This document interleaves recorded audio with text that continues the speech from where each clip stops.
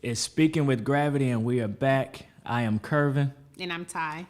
And we're a mental health podcast that talk about how everything affects everything. When you sit with a therapist, the conversation is different. With every episode, the goal is to have a conversation that's going to make you think, make you feel, make you do what's best for you. I'm a therapist, but this isn't therapy. It's a podcast.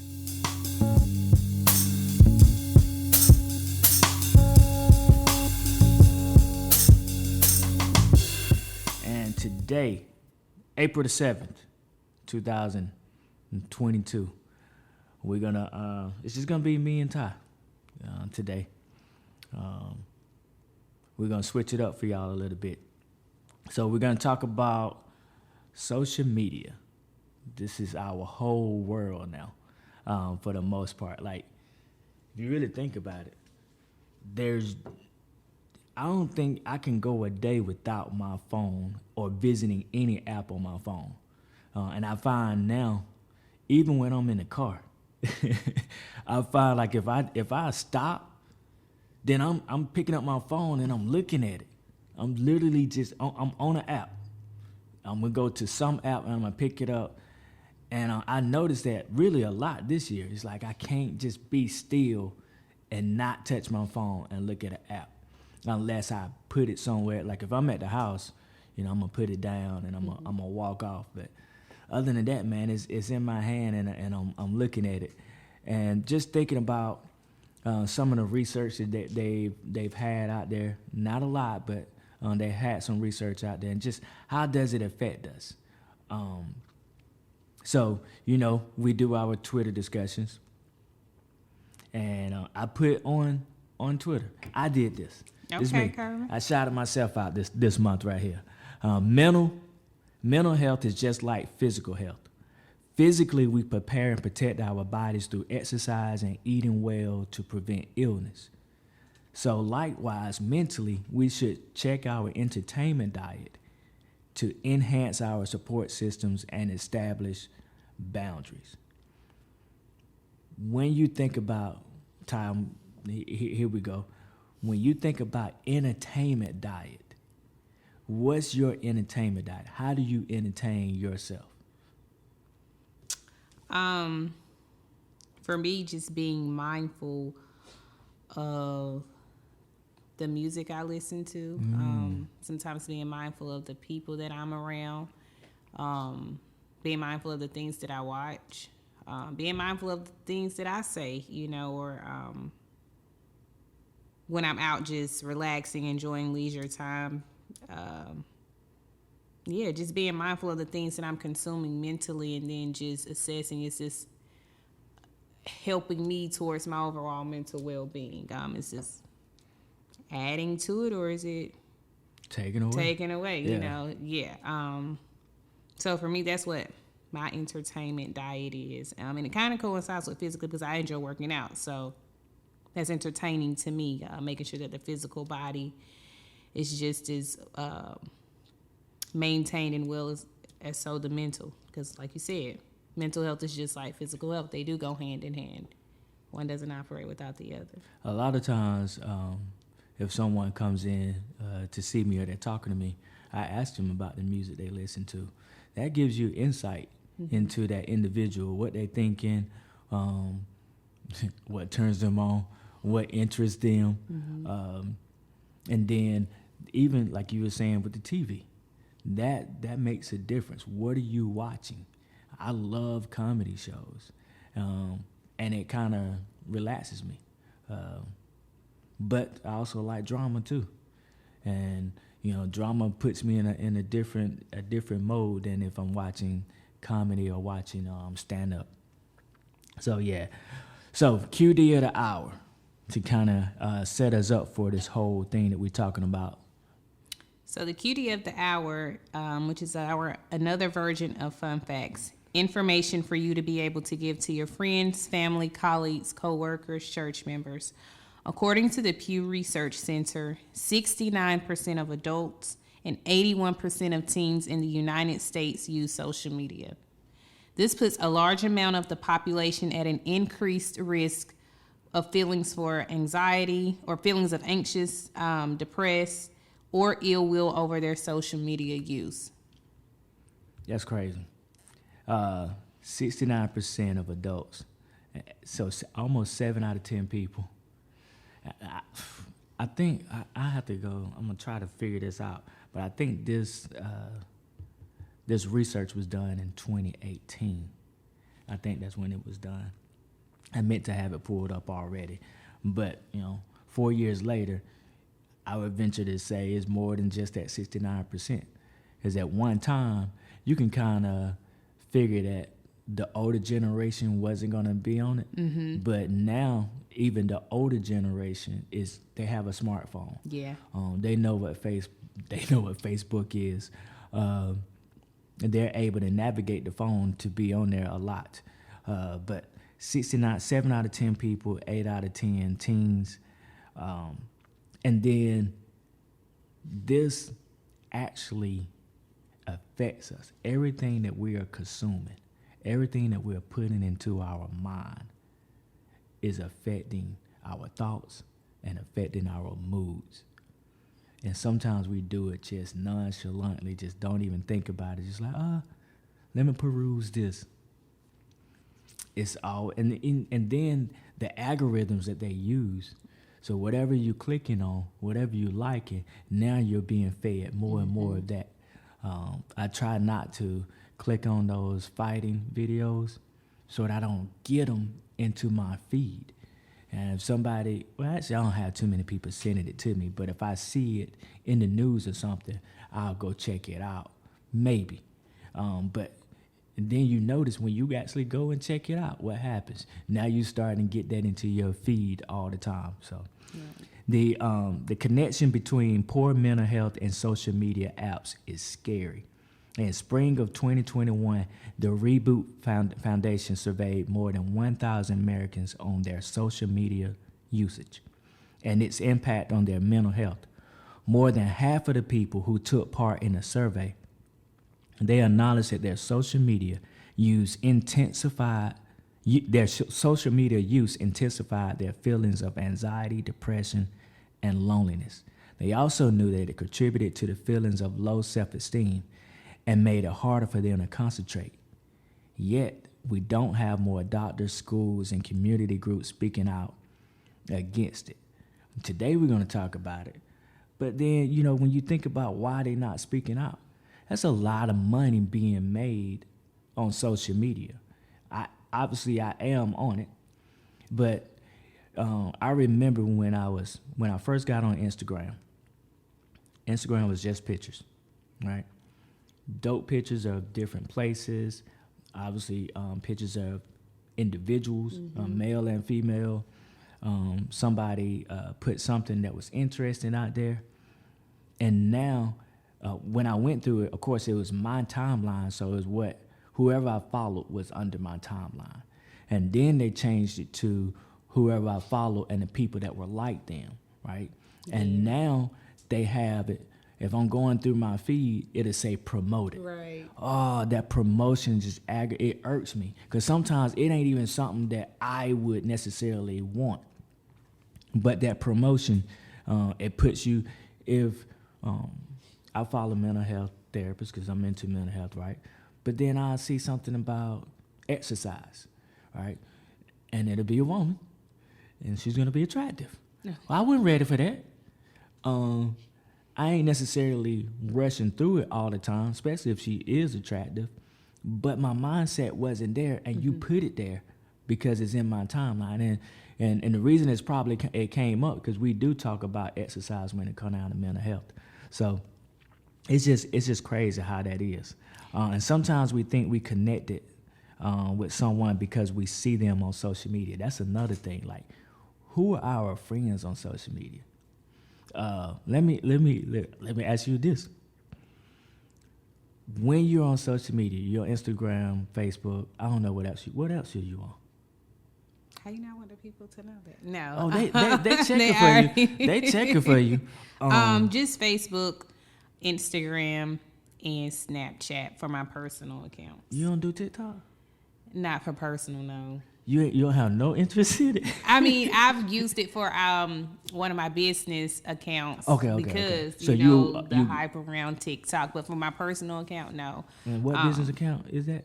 61 Event Rentals here in Greenwood. All right. So you familiar with the platform or whatever? I think it's great. Yeah. So with that, you got your business one and you got your personal one. How do you go about deciding who's gonna be? No, that's not what I'm trying to say. How do you go about deciding if somebody requests you? How do you go about deciding, like, am I gonna accept that?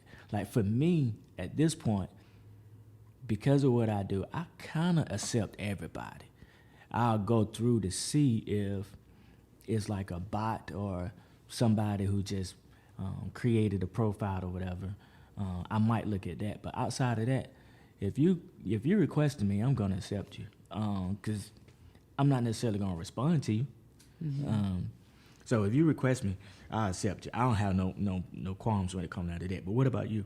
For me, with again the personal accounts, they were created when I honestly in high school and college. So high school for Facebook when I was a senior. Junior, senior, yeah, that's when Facebook came out. So I was getting ready to go into college because Facebook, I think, was originally designed for individuals who were pursuing higher education, if I'm not mistaken, because I believe you had to have a certain email address. Yes, you had to have a school registered college, email address. Yeah.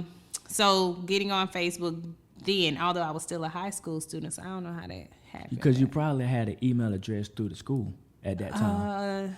I can't remember, not the high school, but either way, those platforms, well, not platforms, but those accounts were created then.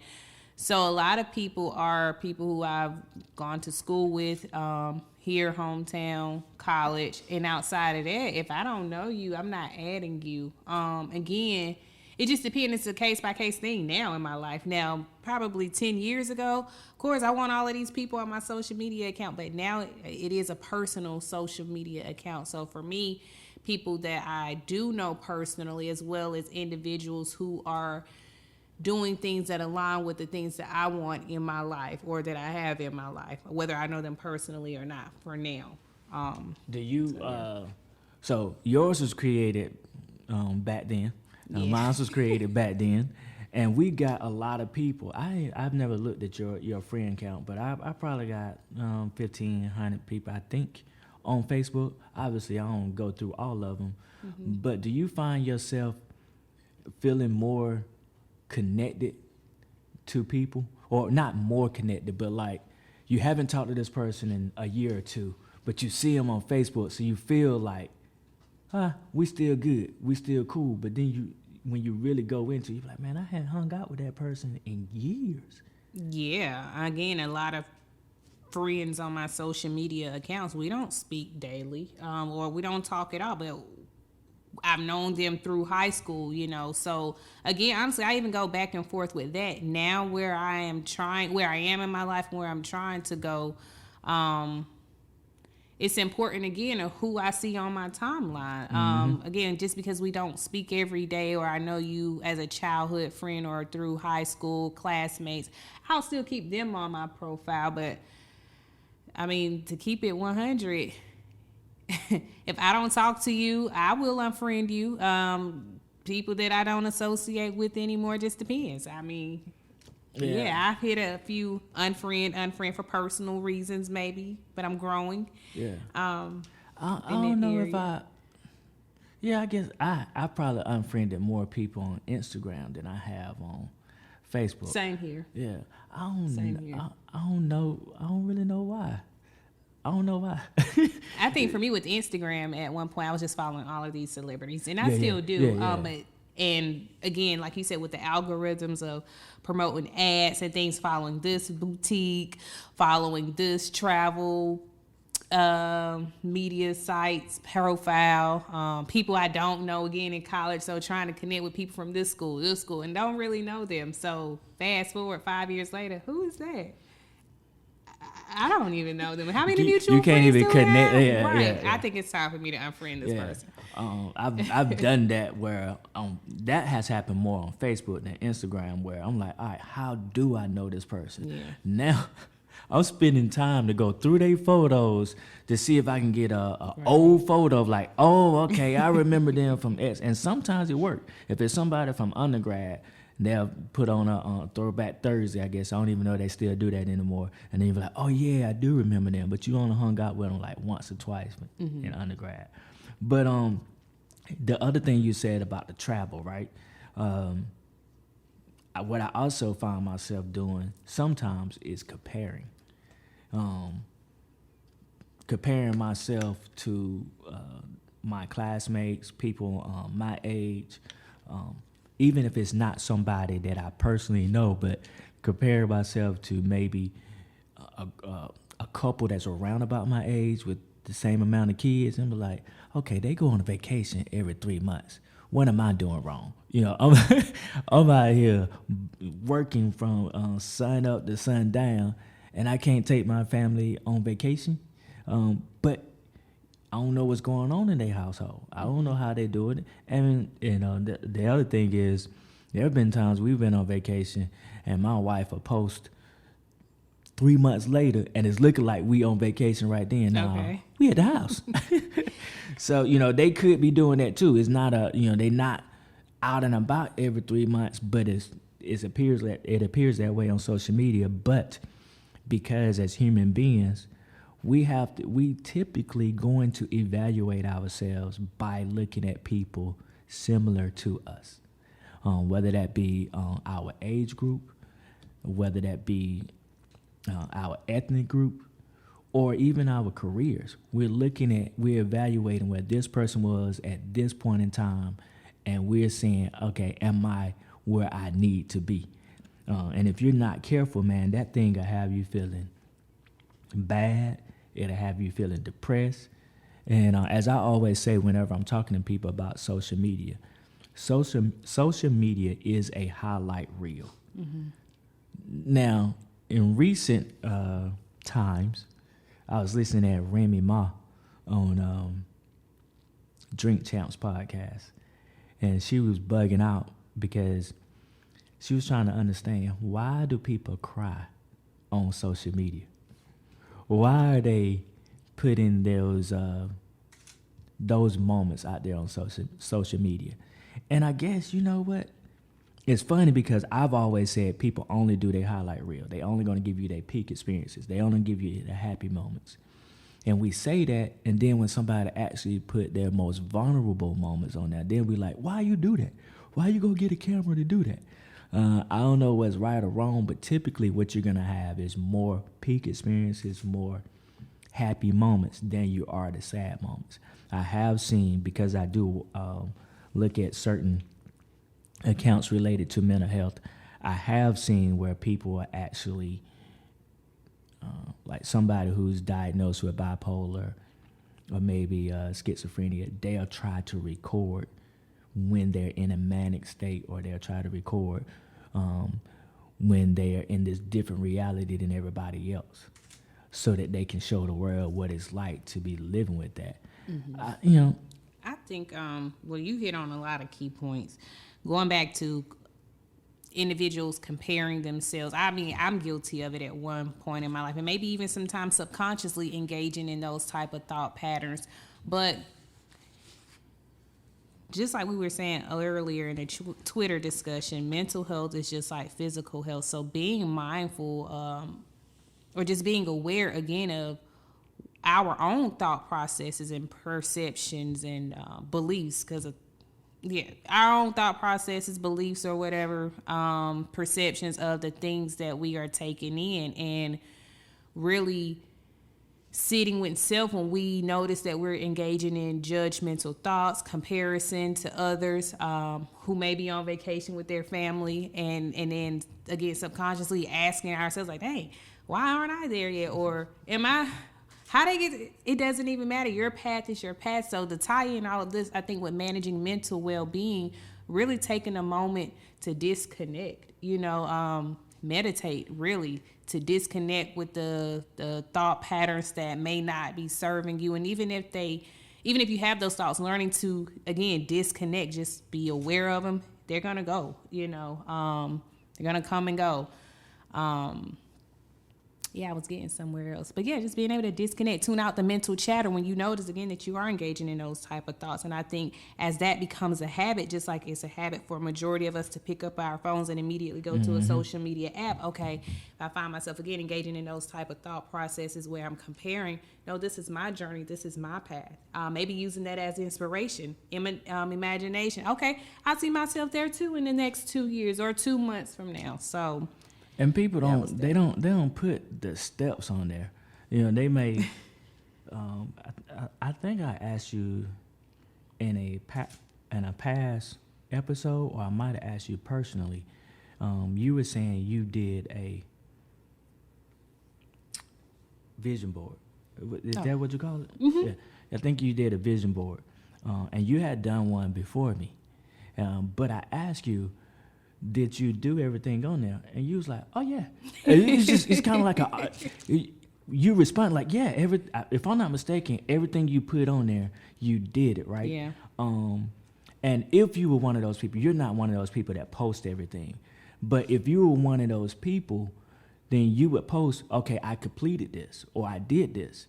But rarely do people post every step of the way. I'm trying to grow a business, but I'm not posting the day-to-day things, the nuances. Me sending in information to the insurance and the insurance rejecting my claim, or me having to wait 3 months before I get paid because I got to figure out how to bill, even though billing is simple. And, that ain't even sexy to put that on Instagram or anything. It's not sexy to put all of these But what not do you have to define mistakes. what's sexy? I mean, because again, perception. Everybody, we know what society, we know what we may say in the dictionary what sexy is. But again, I think perception, people interpretation of what it is. Some people may think that's sexy as a turn on. I ain't creative enough to put it in that sexy form. Like I just be like, oh man, see, I got denied again. It'll come off like I'm complaining.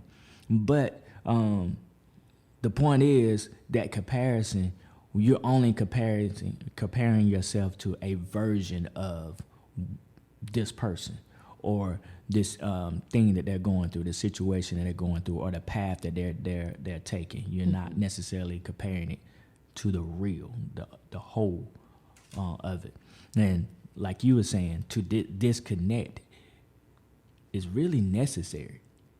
To really disconnect and look within, to see what I really want, and am I willing to make this? Am I willing to stay this path to get whatever goal that I think I decided on?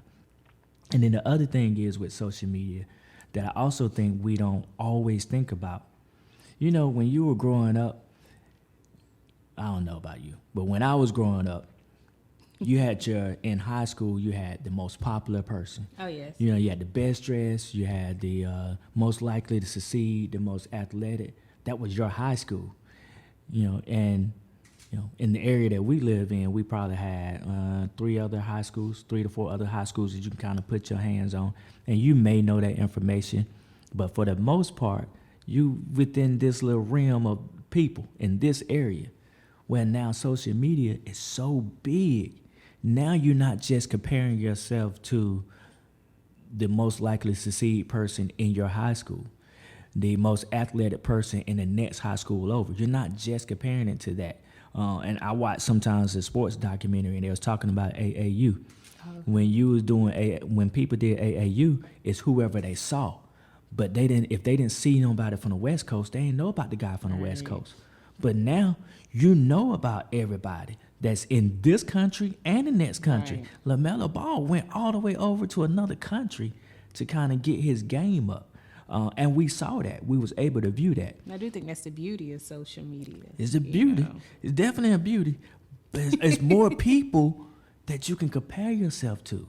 And then when there's more people that you can compare yourself to, then you start thinking about, all right, so No, I'm not gonna tell my age. I finna tell my age on here. But I look at other people, and I do compare myself body wise to them. What if somebody was to say something about, well, why are you working out at that age? Why? What if they put that in my comments? Where if I was in my little town, people they're not gonna say that out loud. And if they did say that out loud, chances are I kind of know them or know of them, and I can just kind of downplay it. Mm-hmm. But when you're on social media, some random person put this on here. Now you're like, okay, is that correct? I mean, but I think that goes back again to a sense of self. It doesn't matter if it's somebody. If I'm hearing it right, it doesn't matter if it's a person that I know who puts that in the comment or a stranger that I don't know. I guess it kind of does, but again, my response, I wouldn't internalize. I'm working out because who says that there's an age limit on working out? I'm trying to maintain my overall health. I plan on living a long life. But you open yourself up to ridicule at no matter what you do on social media, whether it's exercising, whether it's going to church, or whether it's well, I don't allow my kids to do this. You're opening yourself up to ridicule. I've seen some guys, of course you got to earn your leisure with the financial literacy, and they got to earn your leisure for kids now. Yeah. That is super cool. And I'm going to try to push my kids to kind of watch that. I haven't seen it yet. But what's the guy who had you told me about him, he has the game that talks about banking and all of that. He got a lot of tattoos on. Derek Grace. Okay. Yeah, shout out to Derek Grace. He was on there, I think he was teaching his daughter like all of this stuff about financial literacy. And you got people who think, that's too early for you to let her just be a kid. So you're opening yourself up to ridicule with social media. To disconnect is to help yourself out, but you got to be prepared. You got to be mentally strong to have to deal with, okay, I decided to put myself out here with this situation. Now I got to be ready for the backlash. And sometimes when it comes down to the younger generation, they're not always ready for that. You know the disconnect. I know to delete a comment that I don't like, but sometimes people can actually see the comment and it just resonate, or they internalize it, and it doesn't go away from them.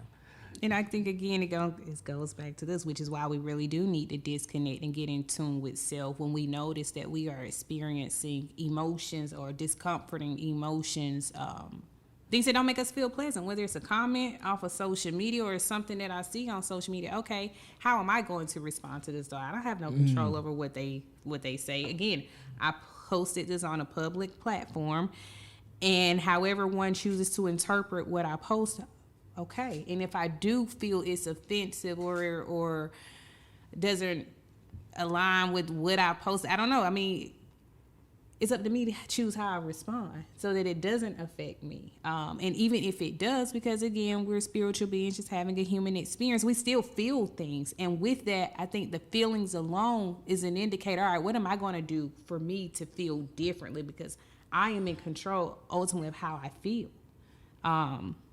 But it's an every day, every hour, every minute tapping into self thing. I know for me personally, yeah.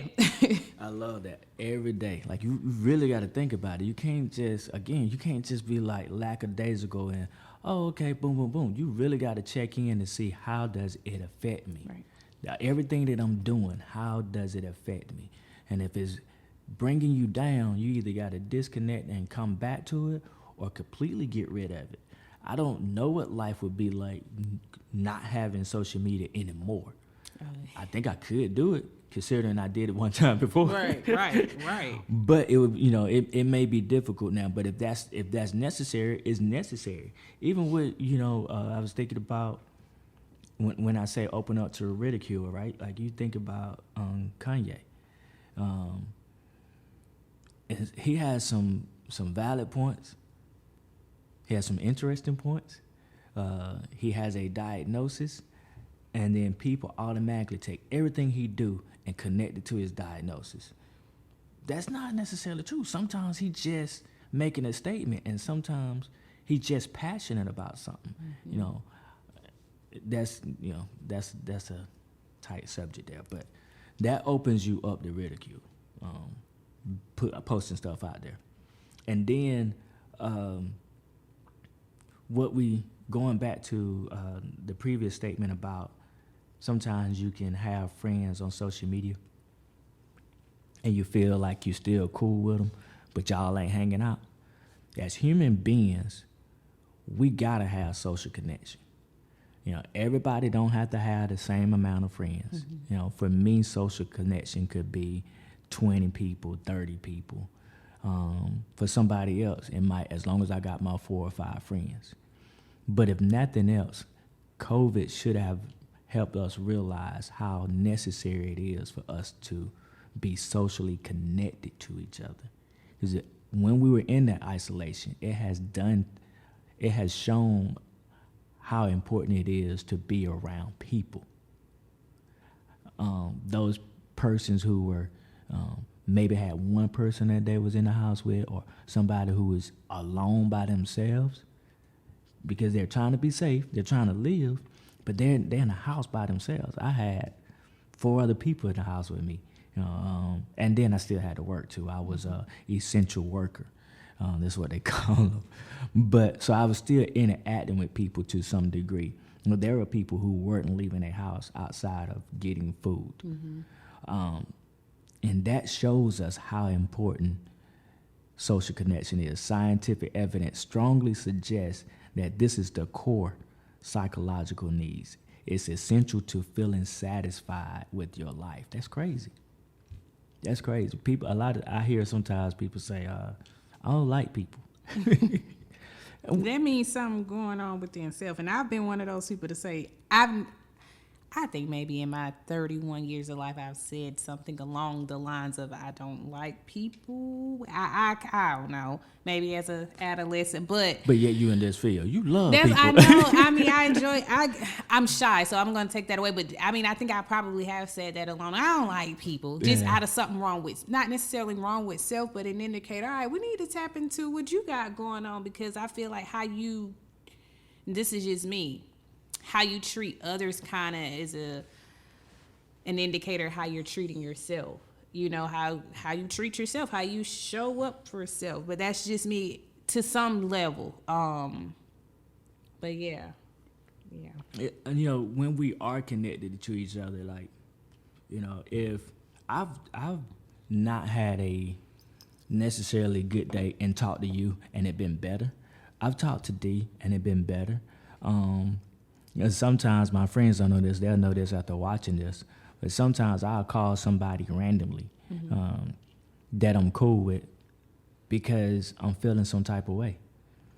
I don't need for them to say, Kervin, are you feeling some type of way? But having these conversations with them will be uplifting to some degree. Now, I have came out and said to someone, I'm feeling some type of way. Mm-hmm. But that's not all. That's not often. But it was just a little while ago. It was the anniversary of my dad's death. Okay. And every year isn't the same for me. But this year it was rough. And I don't know where it came from. I don't know why it was so heavy on me, but it was heavy on me. And the more I isolated myself and just went to work and then came back home, the worse it got. And it lasted probably about a week or so. But when I started interacting and engaging, it got better. And it's like, even as a therapist, we know stuff sometimes, and sometimes we forget it or we don't put it into play. Guilty. And then we have to Guilty. We have to really go in and put it into play and be like, aha, this is what was going on, or this is what I should have did. And I love when you said it earlier. This is a day-to-day thing. You really gotta reassess from day to day yourself. So this was good. Talking about social media. Social media ain't your therapist. Don't go on there and and that's another thing we didn't talk about. They did do research on this, and I don't have it in front of me, but was it dopamine? When you get those likes, you're feeding. It's almost like you're feeding yourself. It's some type of high that, okay, and I don't do this now at all, but I remember, when Instagram kind of first came out and I got 20 likes. I was like, oh, I got 20 likes. And don't let me get 50, 60, 70. I don't think I have went over 100. Typically when I go over 100, I'm posting my whole family. Ain't nobody looking at me put 100 likes on that, but it makes you feel good when you see those things, which, we hadn't really talked about, but that's another thing that people are chasing. They're chasing that high of validation. That's what I call it. You're being validated for being in this world. You're being validated for whatever you presented to the world.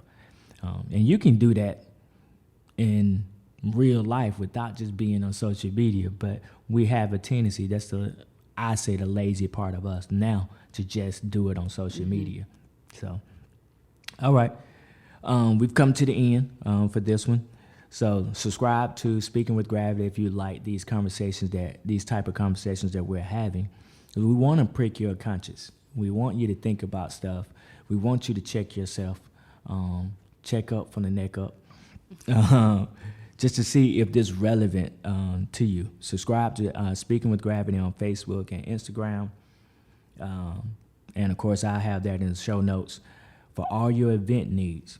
6-1 Event Rentals. They're doing a lot of good things, and I have that link in the show notes too.